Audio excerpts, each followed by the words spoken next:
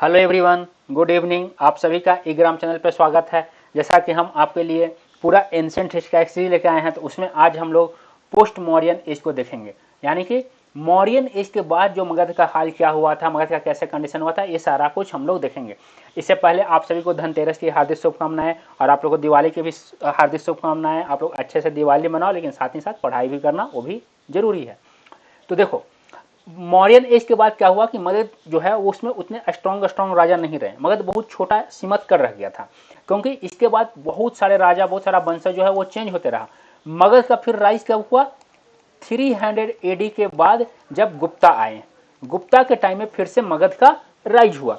तो गुप्ता और मौर्यंस और गुप्ता के बीच का जो टाइम पीरियड है, इसी पीरियड में बहुत सारे राजा आए। जैसे मौर्यन के बाद आपका शुंग आया, उसके बाद कण्व आए, इसके बाद आपका इंडो ग्रीक, सीथियंस, पार्थियंस, ये सारे मतलब कि आपको अगर हम बात करें तो नॉर्थ वेस्ट से इन्वेजन्स हुआ, ये सारा है। और क्यों? क्योंकि उधर देखो, पहले ग्रीक्स वहां पे रहते थे जब अलेक्जेंडर का अटैक हुआ था, लेकिन वो तो मौर्यन के कारण सबको कंट्रोल में कर लिए थे।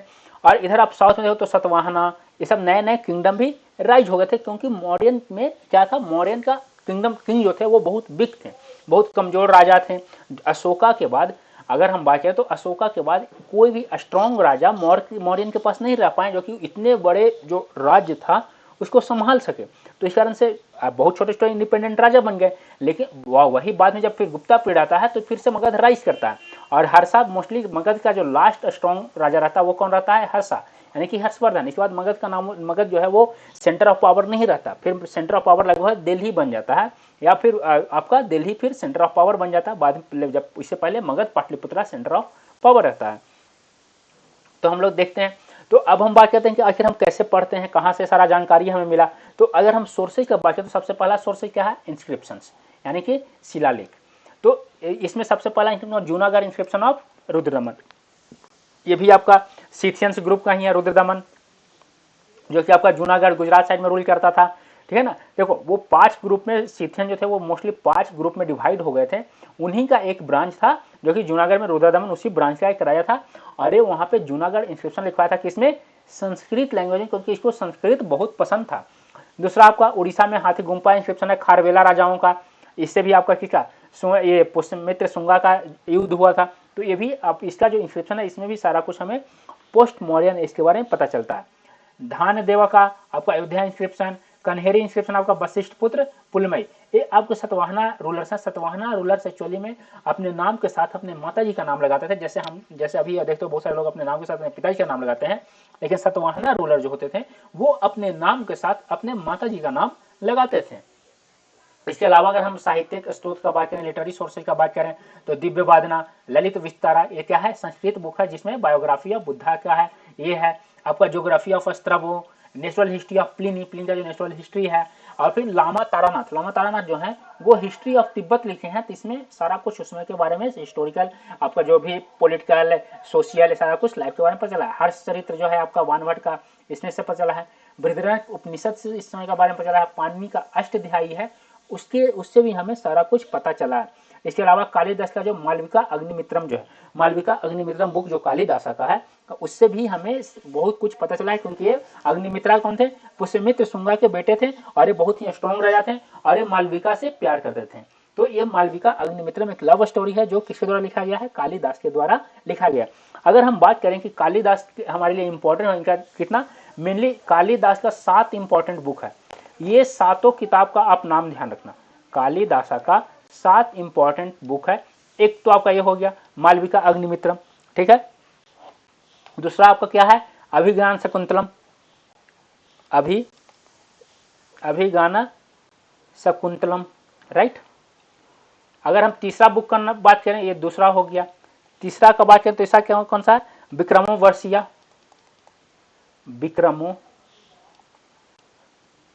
विक्रमोर्वशीय, ठीक है। चौथा का बात करें तो चौथा कौन सा बुक है? कुमार संभवा। अगर हम पांचवा का बात करें तो पांचवा कौन सा है? रघुवंशा। छठा का बात करें, छठा कौन सा है? मेघदूत। मेघदूत, राइट। सातवां कौन सा है? ऋतु संहारा। ये 7 जो है वो कालिदास का इंपॉर्टेंट राइटिंग है, जिसे आप हमेशा ध्यान रखना। इसे एक तरह समझो कि इसे आपको हमेशा याद रहना चाहिए। मालविका अग्निमित्रम, अभिज्ञान शकुंतलम, विक्रमोर्वशिया, कुमार संभवा, रघुवंश, मेघदूत और ऋतु संहार। ठीक है ना। तो ये 7 उनका रचना है, इंपॉर्टेंट। तो ये सारा कुछ है। अगर हम इसको बात करें तो जब मौर्यन के फॉल के बाद से गुप्ता के राइज के बीच का जो पीरियड है, वो बहुत सारे छोटे छोटे राजाओं जो थे यहाँ पे रोल किए। यही पीरियड जो है वो पोस्ट मौर्यन पीरियड है। अगर हम मैप में देखें तो ये देखो, जब मौर्य एम्पायर अपने पिक पे था, यानी कि अशोका के टाइम पे देखो कितना दूर में मगध एम्पायर फैला हुआ है। देख रहे हो मगध एम्पायर का पूरा इंडियन सब कॉन्टिनेंट को लगभग अपने कंट्रोल में किए हुए, सिर्फ थोड़ा सा साउथ को छोड़कर। अब उसके बाद जब पुष्यमित्र शुंगा के टाइम में देखो, शुंग एम्पायर के टाइम में देखो मगध का क्या हाल हो गया, कितना छोटे में फैल गया। बस यहाँ पे थोड़ा सा प्रभाव था इनका, बाकी इनका मेन रूल बस इतना था। उसके बाद अगर हम शुंग डायनेस्टी बाद आया कण्व डायनेस्टी, अगर हम कण्व डायनेस्टी वाले देखो और कितना छोटा मगध हो गया, मगध और कम में हो गया। तो इस तरह से मगध का डाउनफॉल हुआ था। कैसे मौर्यन से शुंग में कैसे हुआ और शुंग से कण्व में कैसे डाउनफॉल हुआ, ये सारा आप मैप देखेंगे आपको समझ में आ रहा होगा कि मगध का नाम, उसमें जो पावर ऑफ सेंटर मगध का वो बिल्कुल खत्म हो चुका था। यहाँ पे आपका सतवाहना अंपायर, यहाँ पे इंडोसिथियंस, इंडो ग्रीक, इधर आपका कलिंगा का था। तो इस तरह से सारा कुछ हो गया। जो अंतिम मौर्य शासक था कौन? बृहद्रथ। उसको 184-85 ईसा पूर्व में कौन मार दिया था? उसका ब्राह्मण कमांडर कौन था? पुष्यमित्र शुंगा। पुष्यमित्र शुंगा जो था वो इसको मार दिया था, ये ब्राह्मण कमांडर था, और इसको मार के ये अपने शुंग डायनेस्टी का स्थापना किया था। ये एक्चुअली में उज्जैन का ब्राह्मण था, और इसका डोमिनियन, इसका राज कहाँ से कहाँ था? नर्मदा रिवर, साउथ में नर्मदा रिवर को अब इसका बॉर्डर हो गया था, और ये पाटलिपुत्र, अयोध्या और विदिशा जैसे सिटी पर, शहरों पर इसका कंट्रोल था। ठीक है ना। जैसे कालिदास का जो मालविका अग्निमित्रम है, उसके अनुसार क्या बोला गया है कि पुष्यमित्र और यजनासेना कौन था? विदर्भ का राजा था। उसके बीच में कन्फ्लिक्ट हुआ था, युद्ध हुआ था, और जिसमें कौन? शुंग जो थे वो विजयी हुए थे। उसी तरह अगर हम धानदेव का अयोध्या इंस्क्रिप्शन का बात करें तो उसमें क्या लिखा गया है, उस समय क्या पता चला है कि पुष्यमित्र जो था वो 2 अश्वमेध यज्ञ करवाए थे। पुष्यमित्र 2 अश्वमेध यज्ञ करवाए थे। उसी तरह अगर दिव्य वादना का वाक्य, जो बुद्धिस्ट बुक है दिव्य वादना, तो Pushyamitra was the destroyer of Buddhist monastery and cruel toward Buddhist monk. देखो मौर्य के लास्ट में अशोका क्या किया, पूरी तरह से बुद्धिज्म को अपना लिए थे, बुद्धिज्म को फॉलो करे थे, वो मिशनरी सभी थे। तो और ये क्या था? एक ब्राह्मण कमांडर था। अब दिव्य वादना में भी जीलियस से बोले या किस तरह से बोले, ये सही है या गलत है, गॉड नोज, बट ये क्या बोला कि पुष्यमित्रा जो था वो destroyer of Buddhist monastery, Buddhist monastery को डिस्ट्रॉय करता था, और बुद्धिस्ट मॉन्क के सबके प्रति वो बहुत क्रूएल होता था, बहुत ही वो क्रूर था। ठीक है ना। पतंजलि क्या बोले हैं? पतंजलि के अनुसार Pushyamitra defeated the Bactrian king Demetrius. Bactrian king जो था वो नॉर्थ वेस्ट साइड से इधर पे अटैक करने आया था, उसका नाम क्या था? डेमेट्रियस उसका नाम था, और उसको पुष्यमित्र जो थे वो हराए थे, डेमेट्रियस को ये हराए थे। ठीक है। पुराना के अनुसार पुष्यमित्र शुंगा के 10 सक्सेसर हुए। ठीक है ना। पुराना के अनुसार शुंग डायनेस्टी में टोटल 10 राजा हुए, उसमें से 2 फेमस थे। कौन कौन? अग्निमित्रा और भागभद्रा। यही 2 इंपॉर्टेंट राजा हुए, अग्निमित्रा और भागभद्रा, और एक स्वयं पुष्यमित्र शुंगा। बाकी और इसके कोई भी राजा उतना इंपॉर्टेंट नहीं हुए। जैसे मालविका अग्निमित्रम का हीरो कौन है? अग्निमित्रा, वही जो शुंग डायनेस्टी का राजा है। भागभद्रा जो था वो राजधानी को कहाँ शिफ्ट कर दिया था? वो वेशनगर विदिशा में राजधानी को शिफ्ट कर दिया था। ठीक है ना। और ग्रीक किंग जो था तक्षशिला का, कौन? अम्तलक्टा या इसको एंटिलिकट्स बोलते हैं। ये अपना एम्बेसडर किसको भेजा था? हेलियोडोरस को। ये अपना एम्बेसडर हेलियोडोरस को शुंगा कोर्ट में भेजा था, जो कि वहाँ पे वासुदेव यानी कि भगवान कृष्ण या वासुदेव, भगवान विष्णु बोलो, उनके ऑनर में एक पिलर बनाया था, जिस पिलर को क्या बोलते हैं? गरुड़ ध्वज या बेसनगर पिलर इंस्क्रिप्शन। ये अभी भी बेसनगर में अवेलेबल है, यहाँ पे ये अभी भी अवेलेबल है, आपका विदिशा में अभी भी अवेलेबल है वो शिलालेख। इस शिलालेख में वो खुद को क्या बताया? भागवत के रूप में वो अपने आप को, हेलियोडोरस जो है वो अपने आप को भागवत के रूप में डिस्क्राइब किया है। किसका? वर्शिपर ऑफ लॉर्ड कृष्णा, और खुद को भागवत लॉर्ड कृष्णा का एक पुजारी बताया है, वर्शिपर उपासक बताया है कि हम भगवान कृष्ण की उपासना करते हैं। और गरुड़, उसके ऊपर में क्या है? भगवान विष्णु का जो व्हीकल है, वाहन है गरुड़, वो ऊपर में है, और वही उस पिलर को अपने भगवान के ऑनर में, अपने भगवान के सम्मान में इसका स्थापना किया था। शुंग वंश का जो अंतिम शासक था वो कौन था? देवभूति। और देवभूति को भी उसका ब्राह्मण मिनिस्टर वासुदेव कण्व जो था वो मारा था। देखो, मौर्य वंश का अंतिम शासक बृहद्रथ, बृहद्रथ को उसका ब्राह्मण कमांडर पुष्यमित्र शुंग मार के शुंग डायनेस्टी का स्थापना किया। और शुंग वंश का अंतिम शासक देवभूति, इसको इसका ब्राह्मण मंत्री वासुदेव कण्व जो है वो मारकर कण्व डायनेस्टी का स्थापना किया। In central India remaining Shunga empire was replaced by Satavahana. और थोड़ा बहुत जो शुंग डायनेस्टी का जो सेंट्रल इंडिया में थोड़ा बहुत वर्चस्व था उसको सतवाहना के द्वारा टेक ओवर कर लिया गया, सतवाहना उसको रिप्लेस कर दिया। यही देखो, यही आपका बेसनगर का क्या है? गरुड़ ध्वज है, या फिर आयरन पिलर या फिर पिलर इंस्क्रिप्शन ऑफ बेसनगर, जो कि हेलियोडोरस के द्वारा बनाया गया था। और वो खुद को अपने आप को क्या बोलता था? अपने आप को वो उपासक बोलता था, लॉर्ड कृष्णा का, भगवान कृष्णा का उपासक वो खुद को बोलता था। यही है वो, देख रहे हो ना, इसके ऊपर में क्या है? गरुड़ बनाया हुआ है। ठीक है। अब अगर हम कण्व डायनेस्टी का बात करें तो इसको ऋषि कण्व का वंशज बोला जाता था। कण्व डायनेस्टी को, कण्व जो राजा लोग थे उनको ऋषि कण्व का वंशज बोला था। ये पाटलिपुत्रा से रूल किए थे। और also describe as a Shunga bhrityas, means servants of Shunga. ये एक्चुअली में इसको क्या बोला गया? सर्वेंट ऑफ शुंगा, शुंगा भृत्याज, यानी कि ये शुंग डायनेस्टी में रूल काम करते थे, उसके अंडर में काम करते थे, उनका सेवा करते थे और बाद में ये राजा बन गए। ठीक है ना। तो यानी कि शुंगा का ये सेवक थे जो बाद में राजा बन गए। अगर कण्व डायनेस्टी बात करें तो यहाँ पे सिर्फ 4 ही राजा इससे जुड़े हुए थे। कौन कौन? वासुदेव, भूमिमित्रा, नारायण और सुश्रम। ठीक है, मेनली 4 राजा हैं। वासुदेव क्योंकि उसका संस्थापक है, उसके बाद भूमिमित्रा, नारायण और सुश्रम, बस ये 4 राजा। अब अगर हम बात करें तो जो 200 साल से जो पीरियड बिगिन हुआ, ये कोई लार्ज एम्पायर मौर्य की तरह विटनेस नहीं किया। ठीक है ना। लेकिन इस समय बहुत ज़्यादा कॉन्टेक्ट जो था वो सेंट्रल एशिया और इंडिया के साथ हो गया, यानी कि बहुत सारे उधर से इधर व्यापार, सब बहुत सारा इन्वेजन, ये सारा कुछ हुआ। तो इस कारण से बहुत ही वाइड स्प्रेड कॉन्टेक्ट जो है वो हमारा सेंट्रल एशिया से हो गया और वो सेंट्रल एशिया और इंडिया में हो गया। ठीक है ना। ईस्टर्न और सेंट्रल पार्ट ऑफ इंडिया और डेक्कन में मॉडर्न सेवरल नेटिव रूलर्स। जैसे देखो, ईस्टर्न पार्ट में, सेंट्रल पार्ट में शुंगा, कण्वा, सतवाहना ये सब आ गए। लेकिन नॉर्थ वेस्ट इंडिया में क्या हुआ? Number of ruling dynasty from central Asia, और उसमें से सबसे फेमस कौन बना? कुषाण। जैसे इंडो ग्रीक, आपका पार्थियंस, सीथियंस, ये सब रूल किए, लेकिन सबसे फेमस कौन हो गए? कुषाणा इसमें सबसे फेमस थे। ये देखो, ये आपका अलग अलग राजा जो है वो इसमें है। ये आपका इंडो ग्रीक किंगडम है जो कि इधर तक फैल गया था। इधर आपका प्रतिष्ठान पैठान जो है आपका, इधर आपका चोला, इधर आपका यहाँ पे सतवाहना अंपायर भी रहा था। तो उसका कैपिटल कहाँ था? प्रतिष्ठान। सतवाहना अंपायर का कैपिटल कहाँ था? प्रतिष्ठान। और फिर ये इसका मेन सेंटर एक अमरावती भी इसका मेन सेंटर था। तो यही सब है। इधर आपका उज्जैन, ये सब लगभग इंडो ग्रीक के कब्जा में, ये सब इंडो ग्रीक अपना रूल कर रहे थे। ठीक है ना। तो देखो, जब अलेक्जेंडर का इन्वेजन हुआ था तो उसके बाद बहुत सारे जो ग्रीक्स थे वो नॉर्थ वेस्टर्न बॉर्डर में सेटल कर गए थे विथ बैक्टीरिया। उनका बैक्टीरिया, उस जगह का नाम था बैक्टीरिया में वो सेटल कर गए थे। कहाँ पे वो बैक्टीरिया है? नॉर्दर्न पार्ट ऑफ अफगानिस्तान, और जो कि साउथ ऑफ ऑक्सस रिवर और हिंदू कुश माउंटेन के नॉर्थ वेस्ट में लाई करता है, उसको पहले इसमें क्या बोला जाता था? बैक्टीरिया बोला जाता था। वहाँ पे बहुत सारे ग्रीक रहते थे। अलेक्जेंडर के इन्वेजन के बाद वो लोग यहीं पर रह गए थे। ठीक है ना। तो the rulers of Bactria come to be called as Bactrian kings, Greeks. तो बैक्टीरिया में जो रूल करते थे वो बैक्टीरियन ग्रीक्स कहलाते थे, because of their Hellenistic ancestry as they were originally सत्रपाज।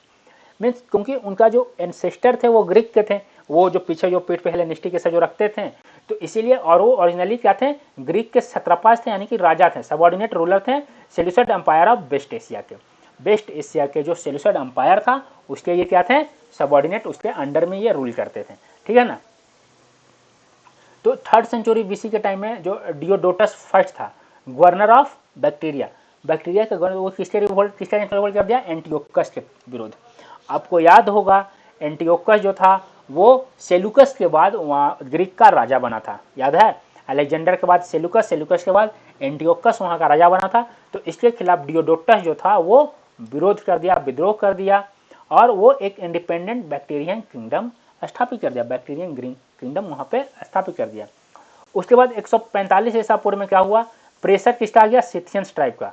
Scythian tribe इसके ऊपर बार बार अटैक करते थे बैक्टीरियन के कारण, तो बैक्टीरियन ग्रीक जो थे वो बैक्टीरिया का कंट्रोल खो दिए। अब जब वो बैक्टीरिया का कंट्रोल खो दिए तो वो इंडिया की तरफ भाग गए, वो धीरे धीरे वो कहाँ गए? इंडिया की तरफ आ गए। अब देखो, सिथियंस क्यों इधर आ रहे थे? क्योंकि उधर क्या बन गया था, चाइनीज बॉर्डर बंद हो गया था, क्योंकि the great wall of China का उसमें कंस्ट्रक्शन हो गया था। तो वो लोग जब जैसे सीथियंस में एक कमजोरी तो होता था, ये लोग लाइन में चलते थे, ठीक है ना, येलो लाइन।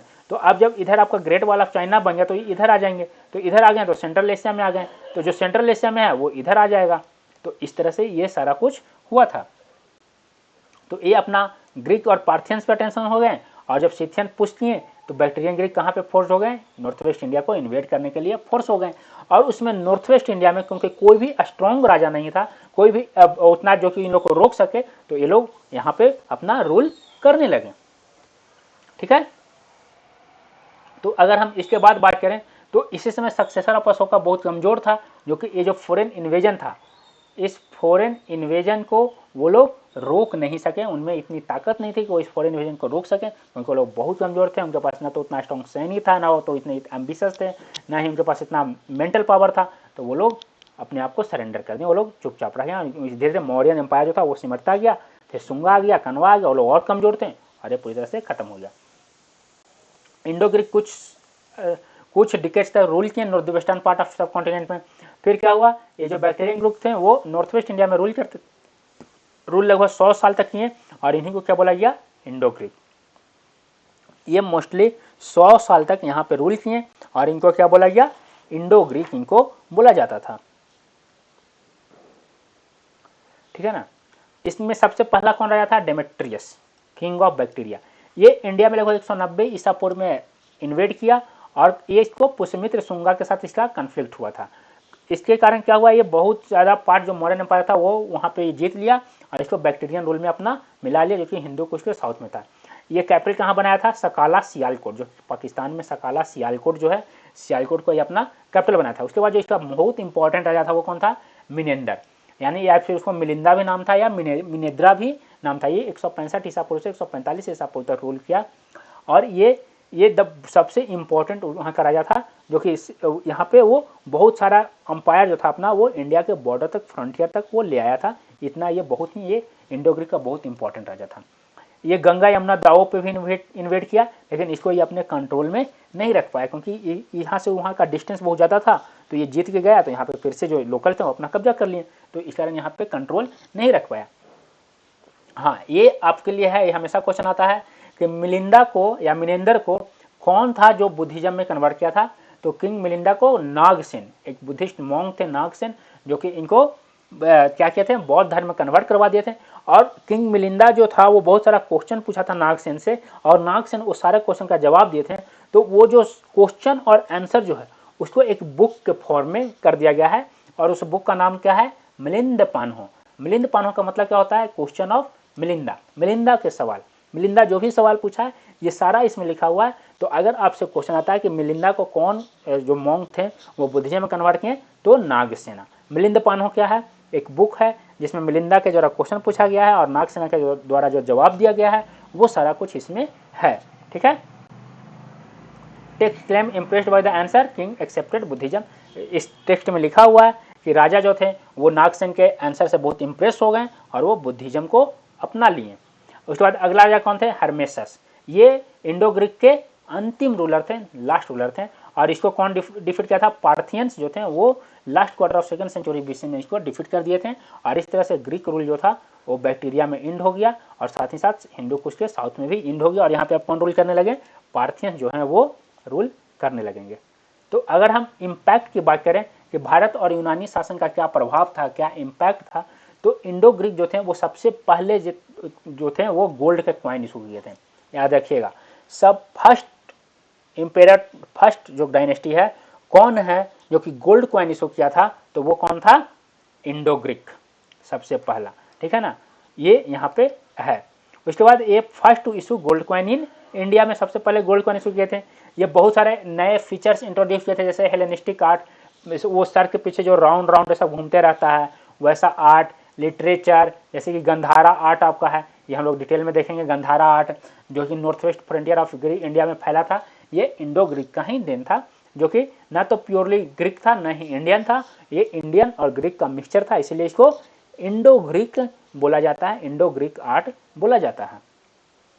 ये देखो, ये आपका हेलेनिस्टिक जो है वो है, ये देखो ये यहाँ ये लोग ये भी सिखाते हैं कि राजा का नाम, फोटो, ये सब कॉइन्स में रखना चाहिए, पहले ऐसा नहीं होता था, और ये गोल्ड का कॉइन लाए थे। ठीक है, तो ये आपका इसके बाद जब इंडो ग्रीक खत्म हो गए तो इसके बाद कौन आ गया, पार्थियंस आ गए। पार्थियंस के खत्म होकर कौन आएगा, सिथियन आ जाएगा। तो ये आपका था इंडो ग्रीक। इसके बाद हम लोग कल के क्लास में डिटेल में साकाज, सिथियंस को देखेंगे। इसके बाद और जो भी छोटे छोटे डायनेस्टीज आए, उसके बाद फिर कुशाना आया, ये सारा कुछ हम लोग डिटेल में अगले क्लास में देखेंगे।